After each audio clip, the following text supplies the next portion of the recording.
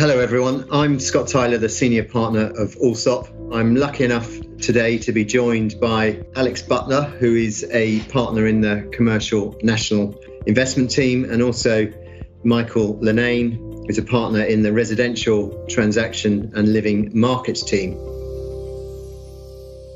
Now chaps, we've obviously both got faces for radio. I've noted more and more the two of you working on deals together from both a commercial and residential perspective. You seem to be working very closely together. I mean, what's going on and why is there more collaboration? Morning, Scott. Thank you very much for that intro.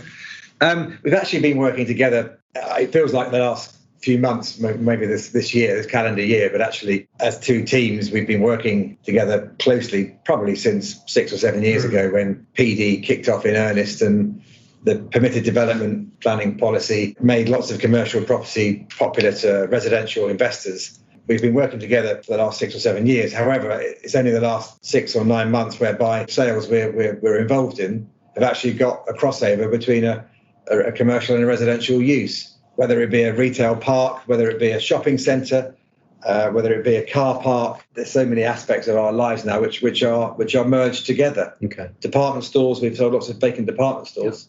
Yeah. Also, we're not a gigantic firm where we don't see each other day to day, so we are able to discuss opportunities, and where I see residential angles, you see commercial angles, and vice versa, so that we're able to point vendors in the right direction and make sure that these properties are properly cross-fertilised across both commercial and residential. Yeah, I think that's the key. I think a lot of sales that hit my desk and Michael's desk, we look at it and think, well, this could suit any number of different investors or developers.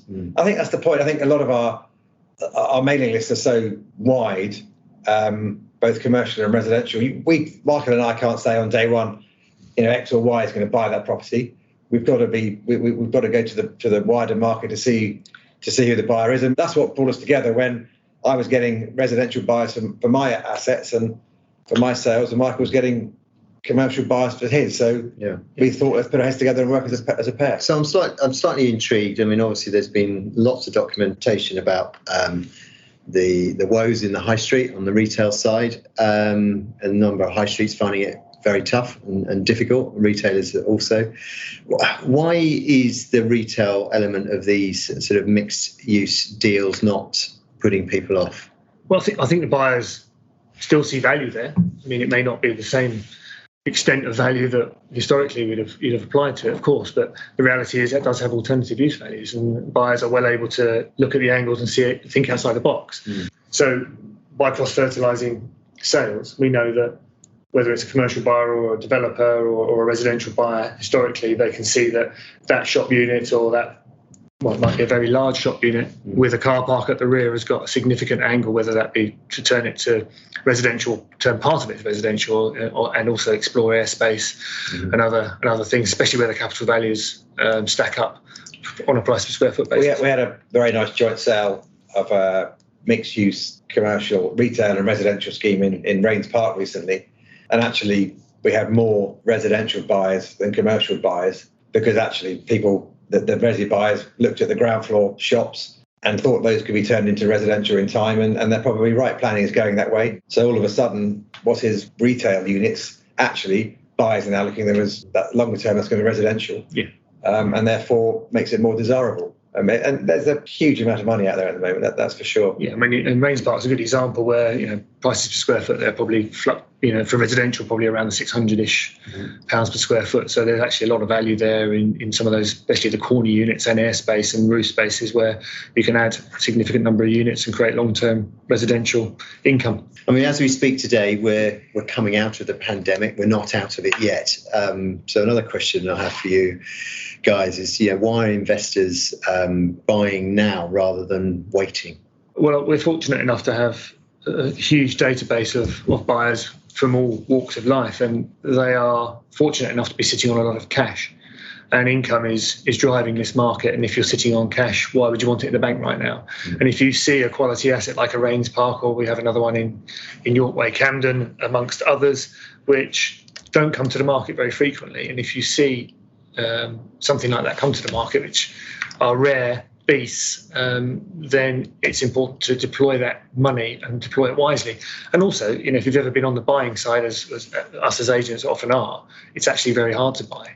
So when you do see a quality opportunity in a good postcode, particularly London, I guess, why wouldn't you jump in there now and deploy that money? We've seen a huge pent-up demand over the last 12 months. People have been sitting on cash, frustrated by the pandemic. And I think, as Michael says, as soon as a good opportunity comes around, you can't afford to miss it. We sold something down in a petrol station down on the Wandsworth Road in Clapham, which was a 6-year lease to Co-op petrol station, but longer term it was possibly residential in a very nice site in Clapham. And we went to the market a few weeks ago, had 23 offers over asking, cash buyers, of which probably half were residential house builders, half were commercial. I just think the market looked at that thinking, this is a prime piece, we can't afford to miss it. Why wait till next year? I think as land and opportunity come around, people want to grab it while they can. And that's why the demand was there. We had 23 bids, accepted one way above asking, and they did it within 48 hours, exchanged within 48 hours. So when the right product comes along, the market's not going to wait. People aren't going to miss out on opportunities. And it's not just London either. We've recently marketed a building for a well-known fund in Leeds, mixed commercial and residential with significant angles, and our colleagues in Leeds have had at least 10 bids on that, and well in excess of the, I think, £2 million asking price, which makes for a very happy client, obviously. Good. And is there any overseas money? Is that element of the market driving the market at all, or is that to come? I think it probably is to come. I mean, we've seen some, but nothing like the weight of overseas money from maybe a couple of years ago. So I think they're keen to get into the UK. Those with a base in the UK are around, but my view is, Michael may disagree, but I think in time, when we're allowed to travel more, I think we're going to see even more overseas money coming in, and that's going to drive prices up even higher. So, yes, there is some, but there's more to come, is my view. There's a lot more to come, but I think that most buyers at least want to put their eyes on the bricks and mortar at least once, and if they can't come into the country, it's a little bit difficult to do that, even if you are doing it via Zoom or whatever the scenario might be with your agent on the ground. But at the end of the day, as soon as they're allowed to come into the country, I think that money is coming again, albeit there is still some around, for sure. Okay.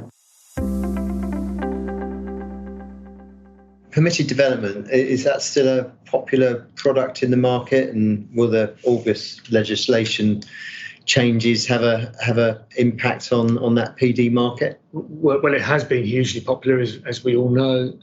The changes in August around affordable housing, we've already seen the minimum space requirements come into play.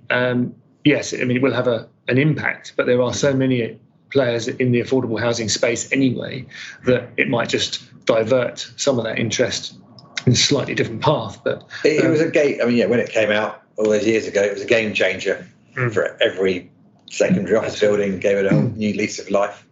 I think it may have tailed off a little bit, but from the last few months, I think it's back in vogue, back in earnest. And yes, August will change, having an element of social housing attached to PD.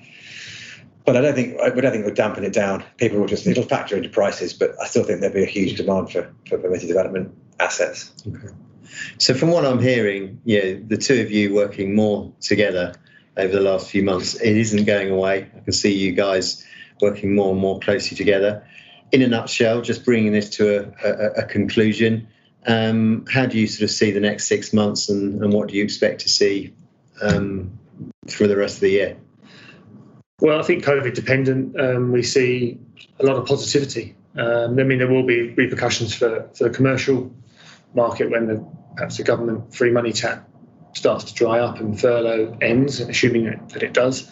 So clearly there will be some, I think, blood in the water, and I think investors are well aware of that. But income is still driving this market, and they see opportunity, as do we. So we anticipate getting busier and busier. Anywhere where there's value add and existing income, our buyers are mad out for it, and the depth of the database is huge. And ultimately, it's about achieving the best price for our clients and making sure that we do cross-fertilise all these buildings that do have angles.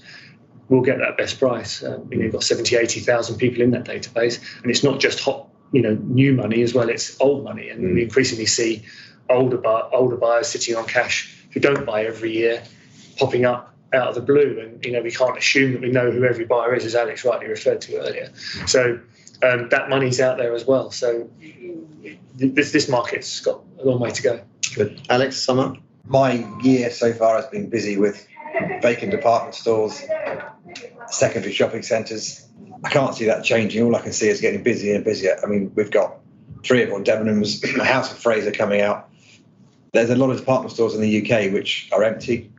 I think the receivers will kick in even more as the year goes by. There's some secondary shopping centres with a residential angle attached. Clearly, department stores lend themselves to student, lend themselves to residential, lend themselves to commercial. I can't see it. I can see a very, very busy 6 months coming up with a huge amount of opportunities.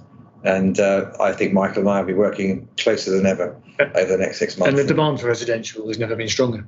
I've never known it to be so strong in all shapes and sizes, from private rental to all the way through to the local authority sector. The weight of money getting into residential at the moment is and who'd phenomenal. have predicted that in the middle of a pandemic? Well, indeed, and we've never been busier. I've never ceased to be amazed at people out there with money.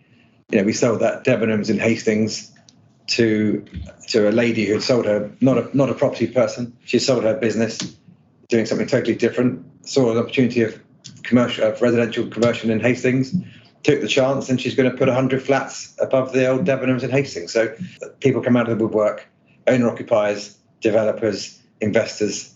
There's a lot to happen there next.